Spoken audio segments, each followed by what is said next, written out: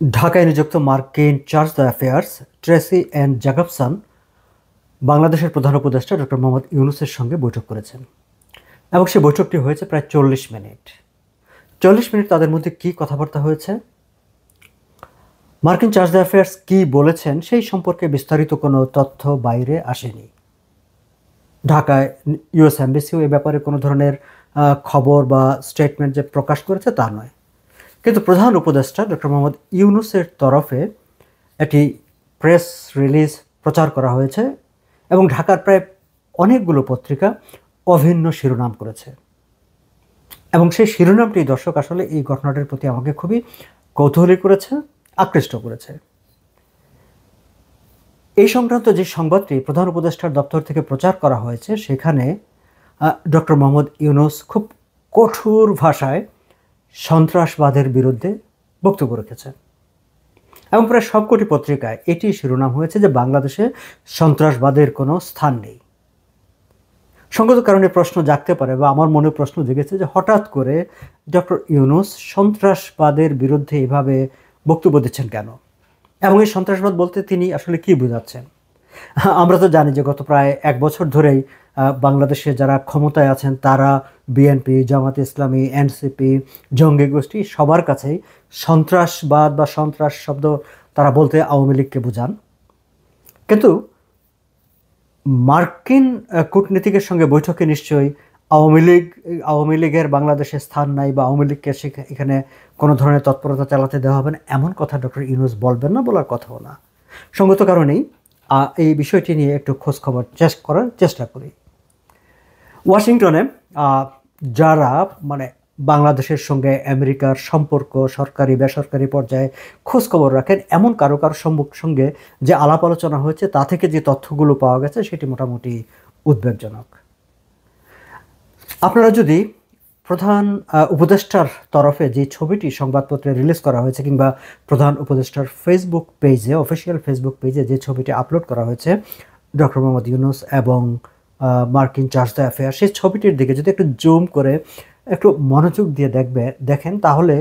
বেশ কিছু অস্বাভাবিকতা আপনাদের চোখে পড়বে। সেই ছবিতে দুজনকে বেশ উদ্বিগ্ন মনে হচ্ছে, অতিমাত্রায় উদ্বিগ্ন মনে হচ্ছে এবং ট্রেসি অ্যান্ড জ্যাকবসনের চেহারাটার দিকে যদি একটু তাকান তার উদ্বেগ উৎকণ্ঠার পাশাপাশি এক ধরনের ক্ষোভও তার চেহারায় ফুটে উঠেছে। এখন আমরা যদি এই দুটি বিষয়কে একসাথে মিলাই যে দুজনের চেহারায় এরকম যে ছবিটি অফিসিয়ালি রিলিজ করা হয়েছে সেখানে প্রধান উপদেষ্টা এবং মার্কিন কূটনীতিক দুজনের চোখে মুখে চেহারায় উদ্বেগ আছে, উৎকণ্ঠা আছে এবং ডক্টর মোহাম্মদ ইউনূসের একেবারে অঙ্গীকার যে কোনোভাবেই বাংলাদেশে কোনো সন্ত্রাসী গোষ্ঠীকে তৎপরতা চালাতে দেওয়া হবে না, বাংলাদেশের ভূমি ব্যবহার করে বাংলাদেশে সন্ত্রাসবাদের কোনো স্থান নেই কিংবা সরকারের নাম্বার 1 প্রায়োরিটি হচ্ছে সন্ত্রাসবাদ দমন করা। এই যে বক্তব্যগুলো, এই বক্তব্যগুলোর সঙ্গে দুজনের চেহারার অভিব্যক্তি, ফেসিয়াল এক্সপ্রেশন যদি একটু মেলানোর চেষ্টা করেন, এক রেখায় টানার চেষ্টা করেন তাহলে কিন্তু আমাদের চোখের সামনে, আমাদের সামনে মস্ত বড় একটি প্রশ্নবোধক চিহ্ন হয়ে দাঁড়ায় এবং সেই প্রশ্নবোধক চিহ্নের লেজ ধরে যেসব আশঙ্কার কথা, যেসব শঙ্কার কথাগুলো আমাদের সামনে এসে দাঁড়ায় সেগুলো আমাদেরকেও ভাবিয়ে তোলে। দর্শক, বিভিন্ন সূত্রগুলো যেই তথ্য উপথ্য বলছে, যেমন আমি ফেসবুকে একটি পোস্টে প্রশ্ন করেছিলাম যে মার্কিন কূটনীতিক কি এমন কোনো তথ্য, এমন কোনো বক্তব্য ডক্টর ইউনূসের সামনে উপস্থাপন করেছেন যেটি পুরো পরিবেশটিকে একেবারে ভাবগম্ভীর করে ফেলেছে, স্বাভাবিকতাকে নষ্ট করে ফেলেছে কিংবা ডক্টর মোহাম্মদ ইউনূসের চেহারায় এক ধরনের একটা উদ্বেগের ছাপ ফেলে দিয়েছে, এবং যদি সেটি হয়ে থাকে তাহলে সেটি কী? দর্শক, আমরা ইতিমধ্যে ঢাকার মানবজমিন পত্রিকা থেকে একটি খবর জেনেছি যে কিছুদিন আগেই তিনি লন্ডনে গিয়ে, খেয়াল করবেন, ঢাকায় নিযুক্ত মার্কিন ভারপ্রাপ্ত রাষ্ট্রদূত চার্জ দ্য অ্যাফেয়ার্স তিনি লন্ডনে গিয়ে বিএনপির ভারপ্রাপ্ত চেয়ারপারসন তারেক রহমানের সঙ্গে বৈঠক করেছেন, এমন একটি খবর ঢাকার দৈনিক মানবজমিন প্রকাশ করেছে এবং মানবজমিনের সেই খবরটিতে বিএনপির আন্তর্জাতিক বিষয়ক উপদেষ্টা হুমায়ুন কবিরের বক্তব্য ছাপা হয়েছে, যিনি কনফার্ম করেছেন যে দুজনের মধ্যে বৈঠকটি হয়েছে এবং এই বৈঠকে মার্কিন কূটনীতিক তারেক রহমানের রাজনীতি, ভবিষ্যৎ পরিকল্পনা, বিএনপির পরিকল্পনা, এইসব বিষয় নিয়ে কথাবার্তা বলেছেন, জানতে চেয়েছেন। মানবজমিন উল্লেখ করেছে যে দুজনের মধ্যে প্রায় 1 ঘন্টা বৈঠক হয়েছে এবং এই বৈঠকটি নিয়ে ঢাকার পত্রপত্রিকায় কিংবা সোশ্যাল মিডিয়ায় কোথাও খুব বেশি যে আলাপ আলোচনা হয়েছে তা কিন্তু চোখে পড়েনি আমার। মানবজমিন খুব বড় করে রিপোর্টটি প্রকাশ করেছে, কিন্তু আদার মেইন স্ট্রিম নিউজ পেপার এই বিষয়টি ক্যারি করেনি। কেন ক্যারি করেনি সেটি অবশ্য একটি রহস্য। আবার মানবজমিন যে ঠিক এই নিউজটিকেই মানে ফোকাস করেছে নিউজে তা নয়, তারা বরং সামগ্রিকভাবে গত 1 বছর ধরে বিভিন্ন দেশের কূটনীতিকরা বিএনপির সঙ্গে, মির্জা ফখরুলের সঙ্গে, তারেকের সঙ্গে দেখা সাক্ষাৎ করছেন, আলাপ আলোচনা করছেন, এই সব বিষয়গুলোর ভেতর ঢুকিয়ে দিয়েছেন যে ট্রেসি অ্যান্ড জ্যাকবসন লন্ডনে গিয়ে তারেক রহমানের সঙ্গে বৈঠক করে এসেছেন এবং 1 ঘন্টা বৈঠক হয়েছে। সেই বৈঠকে বিএনপির ভবিষ্যৎ পরিকল্পনা, তারেক রহমানের ভাবনা চিন্তা সম্পর্কে তিনি জেনে এসেছেন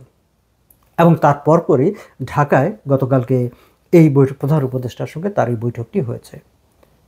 যেটা আমি বলছিলাম যে বৈঠকটির নিয়ে কৌতূহলের কারণেই আমি ওয়াশিংটনের বিভিন্ন সূত্রগুলো, যারা বাংলাদেশ এবং আমেরিকান গভর্নমেন্টের এবং বেসরকারি সরকারি দুই পর্যায়ে নানা রকম সম্পর্ক বা বিষয়াদি সম্পর্কে খোঁজখবর রাখেন, এমন সূত্রগুলো আমাকে যেটি বলেছে, মার্কিন গোয়েন্দা সংস্থা একটি স্পর্শকাতর আশঙ্কাজনক সংবাদ তাদের ইন্টারসেপ্ট করেছে, যেটি হচ্ছে তাদের কাছে খবর গিয়েছে যে ঢাকায় মার্কিন দূতাবাসে একটি জঙ্গি হামলা হতে পারে এবং ঢাকায় জঙ্গিদের একটি গ্রুপ মার্কিন দূতাবাসের আশেপাশে ঘুরঘুর করছে, দূতাবাসের কর্মকর্তাদের ফলো করছে, তাদের কারো কারো পিছনে পিছনে হাঁটতে হাঁটতে বাড়ি পর্যন্ত গিয়েছে। এরকম নানা তথ্যপত্র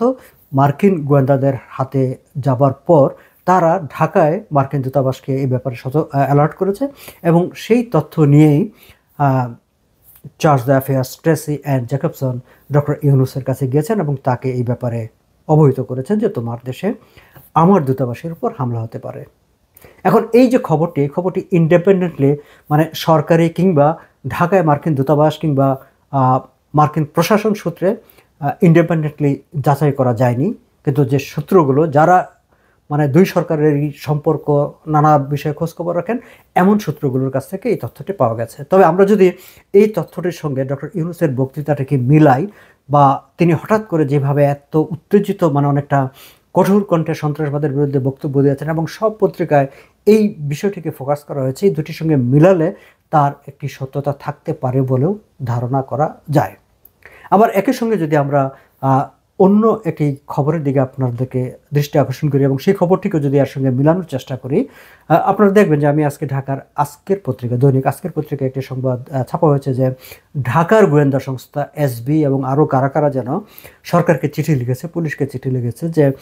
আগামী 1 সপ্তাহ যাবৎ বা কিছুটা সময় ধরে ঢাকায় যে কোনো মানে আওয়ামী লীগের বিভিন্ন কর্মীরা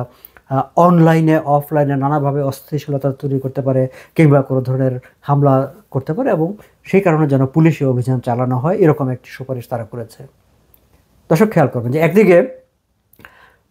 মার্কিন দূতাবাস থেকে তাদের দূতাবাসে হামলার আশঙ্কার কথা প্রকাশ করা হচ্ছে, মানে সরকারকে জানানো হচ্ছে বলে বিভিন্ন সূত্র থেকে দাবি করা হচ্ছে। আবার আমরা প্রকাশ্যে তাদের চিঠিপত্র দেখছি যে সোশ্যাল মিডিয়ায় ঘুরে বেড়াচ্ছে, তারা আবার বলছে যে আওয়ামী লীগের লোকজন দেশে একটা অস্থিতিশীলতা তৈরি করতে পারে। আবার আমরা এও শুনি যে আওয়ামী লীগ নাকি আগামী 50 বছরেও আর কখনো ফিরে আসতে পারবে না, রাজনৈতিক কোনো কর্মকাণ্ড পরিচালনা করতে পারবে না। আবার সেই আওয়ামী লীগ নিয়েই পুরো রাষ্ট্রযন্ত্র তটস্থ থাকে, মানে বিশেষ অভিযান চালাতে হয় বা গোয়েন্দা সংস্থারা সরকারকে